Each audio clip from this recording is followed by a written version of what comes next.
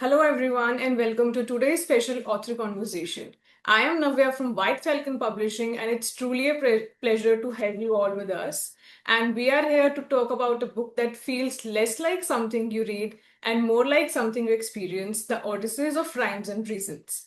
It's a journey through emotions we often struggle to name: love, loss, reflection, and ultimately healing.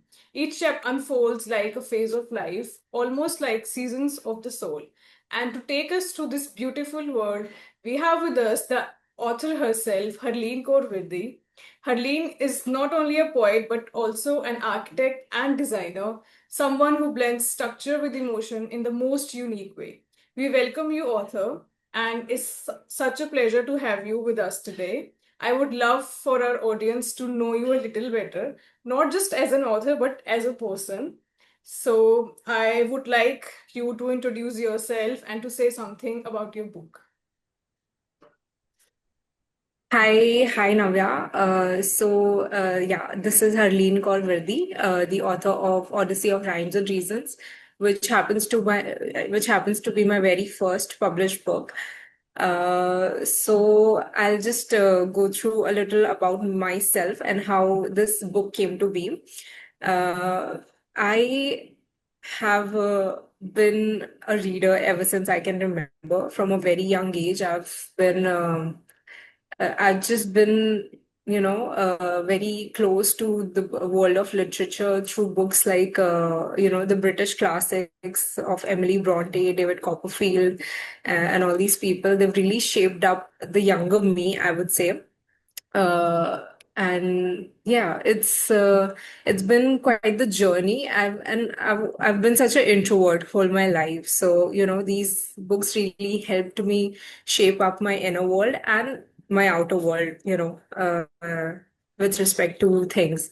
So yeah, and eventually, fast forward to later on when I decided I wanted to do architecture, and I finished my bachelor's of architecture in 2001.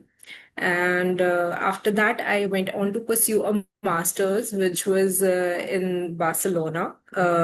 It was the master's in biodigital architecture. So I would say I've been a nerdy person ever since I know myself, and I really like learning new things to get to the depth of certain aspects of life and emotions and feelings in whatever sense I can, to understand these topics better.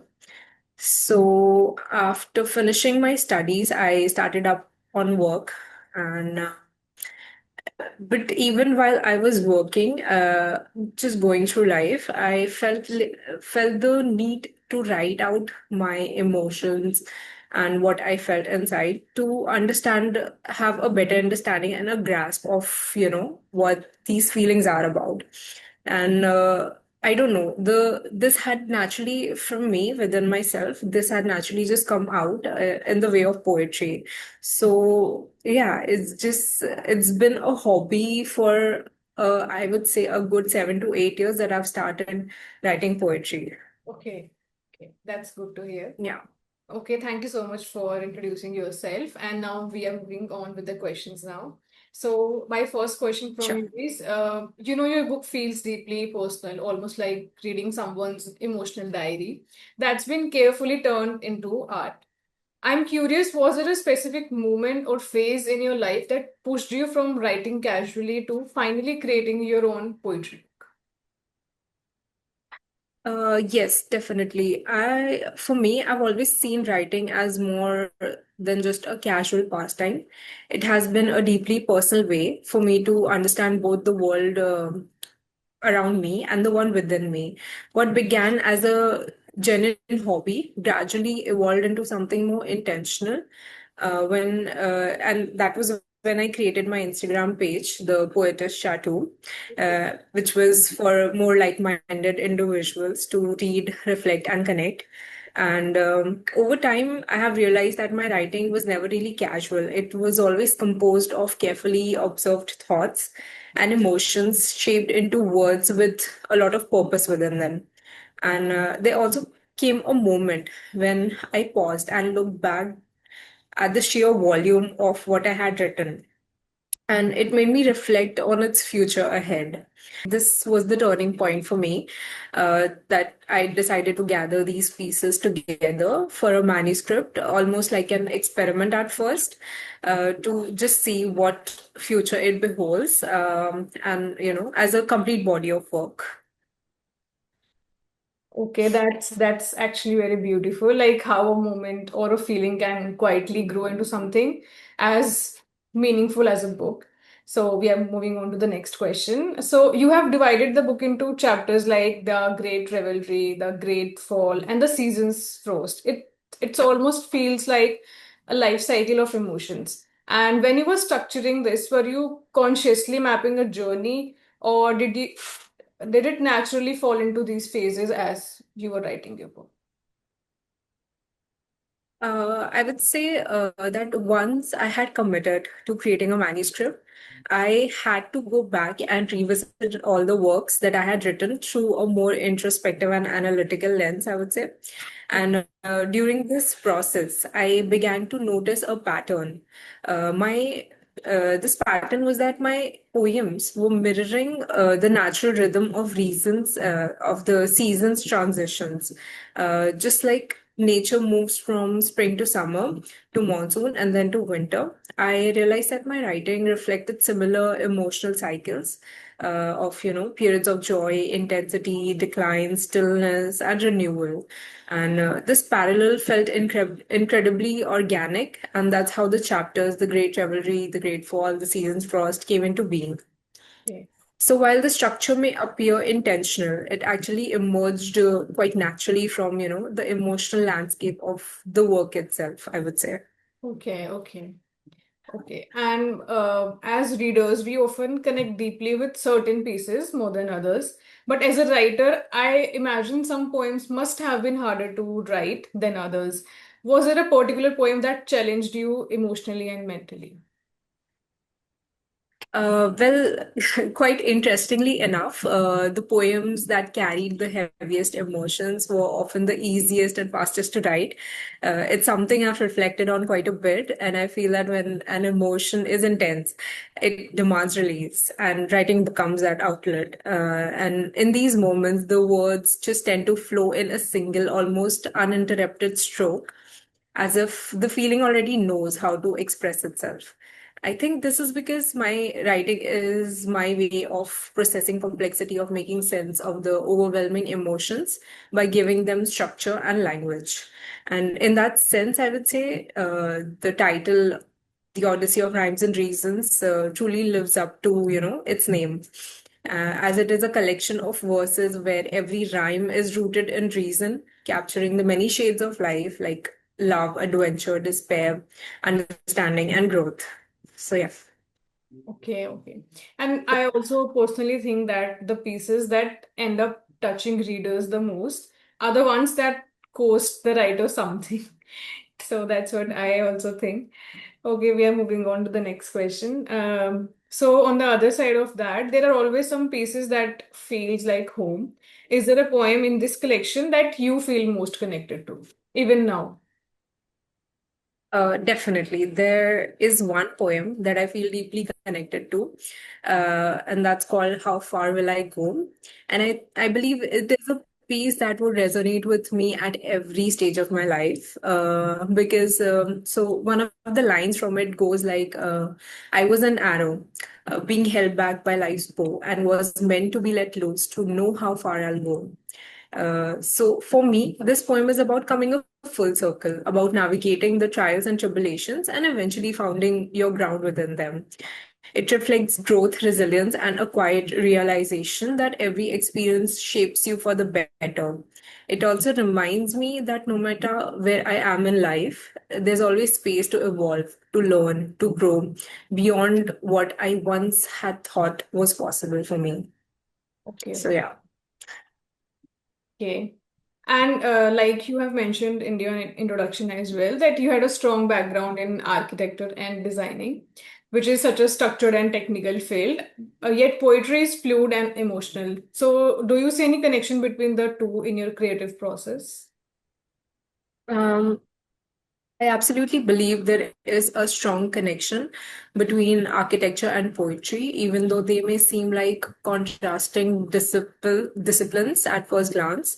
Architecture is indeed grounded in structure and technical precision, but it also deeply is experiential and emotional because with a well-designed space, it can have the power to evoke feelings, guide movement, create a sense of harmony with its context. It plays with light, proportions, textures, transitions to create meaning. And similarly with poetry, it works with rhythm, words to and pauses to evoke emotion and convey depth. In both fields, there is a balance between structure and fluidity, a need for both logic and intuition. In that sense, I believe both architecture and poetry are different expressions of the same creative instinct, and they often inform and enrich each other in my process, I would say. Okay. So the combination of structure and emotion, it actually really reflects in your writing. So, yeah. And like you said, you have loved literature since a young age, especially classics like Wuthering Heights and David Copperfield. So, do you think those early readings influences shaped your voice as a poet in any way? Absolutely. Yeah, my early exposure to literature has played a significant role in shaping my voice as a writer. And reading classics like Wuthering Heights and David Copperfield introduced me to the depth and the layering a language can hold. They taught me that even the simplest sentence can carry profound emotional weight, very subtle reasoning, and also multiple interpretations. And beyond just expanding my vocabulary, these works helped me understand the nuances of storytelling and emotion expression. They influenced the way I perceive and articulate feelings, and I believe that foundation continues to reflect in my writing today. Okay. Okay. So my next question from you is, like there is a strong sense of reflection and looking back in your book, almost like revisiting old version of yourself. So while writing, did you discover anything new about yourself that you hadn't realized before? I think writing this book became a deeply introspective journey for me. As I revisited my words and experiences, I was able to clearly trace how each phase of my life had shaped who I am today. And I realized how something as simple as curiosity about people, emotions, experiences, these things had led me to confront the complex inner landscapes within myself. And in many ways, this process helped me untangle the emotional knots I hadn't fully acknowledged within myself before. Okay. And by the end of it, I felt a stronger sense of clarity, not just about my journey, but also about my own, inner resilience. Okay. So it definitely was a page of self-discovery within the writing itself. So it's actually, somewhere really special that how it reveals some things we didn't even know that we were carrying, right? So, yeah. So moving on to the Yeah. next question. Your book moves from heaviness to warmth, from frost to thaw. Was it important for you to end a note of healing and hope? Yeah, definitely. Ending the book on a note of healing and hope was very important to me. While the journey itself explores very dark and heavy emotions, I didn't want it to feel incomplete and unresolved for the readers. I wanted them to walk away with a reassurance that the difficult phases in life are not permanent, and they often leave behind a deeper clarity for understanding, for life, and for joy that comes your way. And in a way, this transition from the frost to the thaw, symbolizes that very idea that even the coldest seasons eventually give way to warmth. Okay, and I also feel, I mean, I agree to you. The readers, and I think everybody should know that no feeling is permanent. So healing is always there. So that's, I completely agree with that. Okay, moving on to the last question. Finally, when someone closes the Odysseys of Rhymes and Reasons, what is that one feeling or thought you hope lingers with them? If there is one feeling I hope that stays with the reader, it would be that life is meant to be lived in all its shades. Not just the beautiful and the easy moments, but also the difficult, uncertain, and the darker ones. Each of these experiences adds depth to who we are, and it shapes the understanding of the life that we have. If a reader closes the book feeling a little more accepting of their own journey, embracing both its light and shadow, then I believe the book has really served its purpose. Okay, that's actually powerful. I mean, I think readers will carry with them long after they finish the book. So this has been such a heartfelt and insightful conversation. Thank you for sharing not just your book, but your journey, your emotions, and your truth with us today. And to everyone watching, thank you for joining us today. If you are someone who enjoys poetry that speaks to the soul and reflects the many shades of life, The Odysseys of Rhymes and Reasons is definitely a book you will want to explore. So the book is available on Flipkart, Amazon, and White Falcon publishing stores.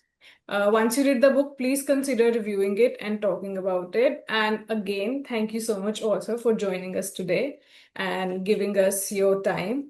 And we wish you all the success for your book, all the very best. And yeah, thanks. I thank you very much for taking the time to engage with the work in a such thoughtful and with such thoughtful and perceptive questions. It means a great deal to see the Odyssey of Rhymes and Reasons being received such depth and understanding, and I'm really grateful for the opportunity to share my journey through words for the readers who would love to bring them through life through their own interpretation and their own narrative. So thank you very much for having me. Thank you. Thanks again. Thank you for joining us today. Thank you.